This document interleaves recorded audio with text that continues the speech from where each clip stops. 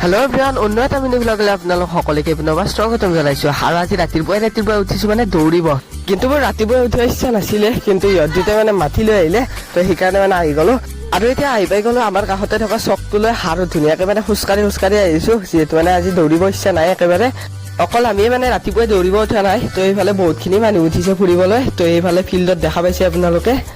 কিন্তু আমি এতিয়া জল্দি মানে ঘৰলৈ যাই আছো, কাৰণ লাহে মানে এটুকৈ বৰষুণ পৰিছে, তো সেইকাৰণে মানে ধুনীয়াকে এতিয়া ঘৰলৈ যাই আছো।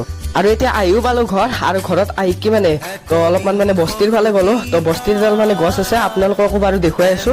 আৰু এইডালে হ'ল মানে আপোনালোকক দেখুৱাব খোজা গছডাল, তো এই গছডালৰ পৰা মানে দুটা ফল ছিঙিলো, আৰু এই ফল দুটাৰ নাম কি আপোনালোকে কমেণ্ট কৰি জনাবচোন।